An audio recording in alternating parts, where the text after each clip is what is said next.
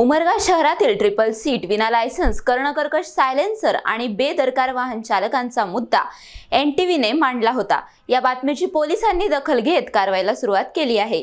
विशेष म्हणजे या प्रश्नावर आमदार प्रवीण स्वामी यांनीही पोलिसांशी संपर्क साधून कारवाईच्या सूचना दिल्याचे सांगितले आहे। तर शहरातील वाहतूक सुरक्षेबाबत नगराध्यक्ष किरण गायकवाड यांनीही भूमिका मांडली आहे। पाहूया हा रिपोर्ट।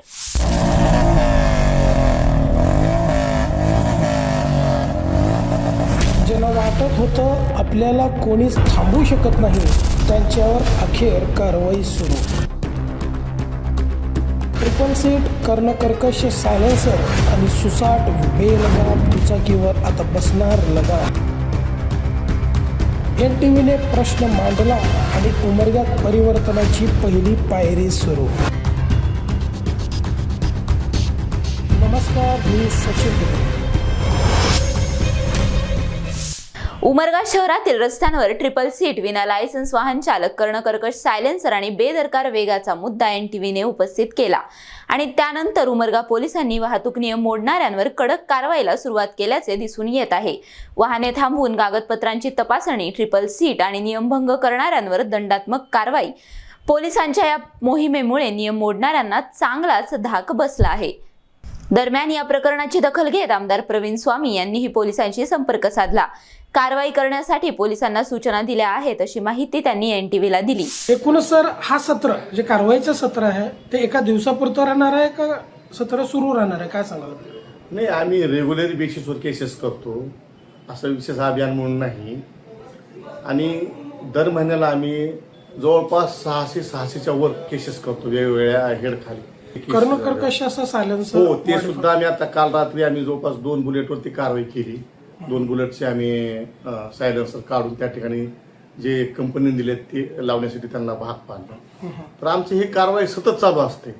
परंतु कसं आहे, हा मेन बाजार हा पूर्ण ह्या रस्त्यावर मेन बाजार रस्त्यावरच बसत असल्यामुळं ट्रॅफिकला थोडा प्रॉब्लेम होता। या ठिकाणी जी जागा फळ मार्केट असेल किंवा भाजी मार्केट असेल ती वेगळी नगर परिषदेनं जी अलाउट करायला पाहिजे आणि त्या ठिकाणी वसविलं तर ही आपल्याला ट्रॅफिकचा प्रॉब्लेम जवळपास संपुष्टात येईल। परंतु काय, ह्या हायवेवरच सगळी दुकानं मानलेली असतात, फळगाड्या आहेत, भाजीपाल्याच्या गाड्या आहेत, हॉकर्स आहेत, त्यामुळे काय होतो ट्रॅफिकला त्याच्यामुळं थोडा प्रॉब्लेम होतो। अतिक्रमण त्यांच्यावर सुद्धा आम्ही बरेच महाराष्ट्र पोलीस कायद्याप्रमाणे भरपूर केसेस केले आहेत 102 प्रमाणे। आणि हे सुद्धा आमचं रेग्युलर चालू असतं।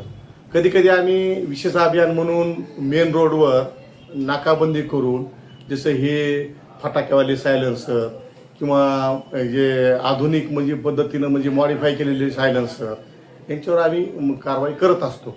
आणि आता इथून आम्ही रेग्युलर दररोज आम्ही अर्धा 1 घंट्यासाठी नाकाबंदी करून अशा तुम्ही तथाकथित रोड रोबे म्हणता यांच्यावर सुद्धा आम्ही कारवाई करणार आहे। परंतु तुम्हालाही विनंती आहे की तुम्ही सुद्धा आपल्या पेपरच्या माध्यमातून, चॅनलच्या माध्यमातून लोकांमध्ये हे जनजागृती करू शकता।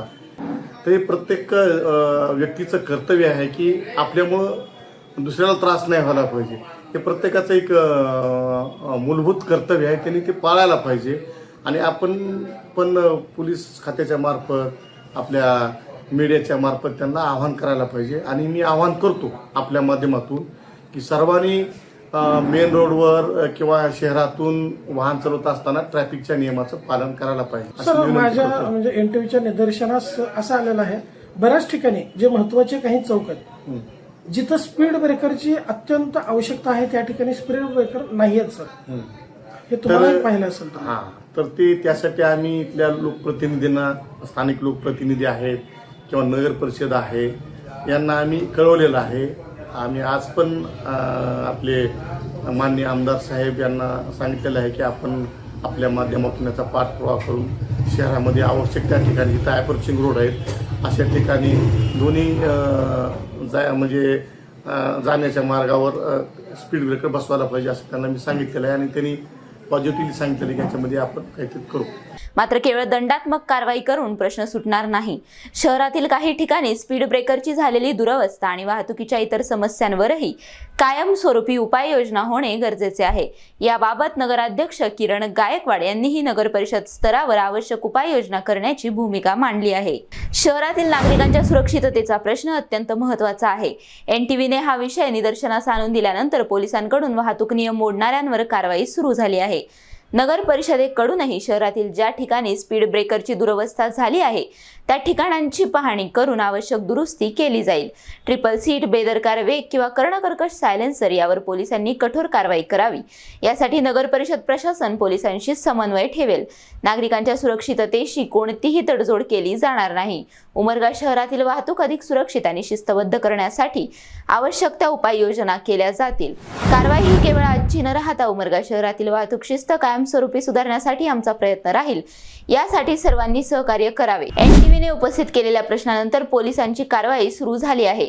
आता ही कारवाई सातत्याने सुरू राहते का आणि शहरातील वाहतूक व्यवस्था अधिक सुरक्षित करण्यासाठी लोकप्रतिनिधी व प्रशासन कोणती पावले उचलते याकडे उमरगेकरांचे लक्ष लागले आहे. सचिन बिद्री, उमरगा, धाराशिव.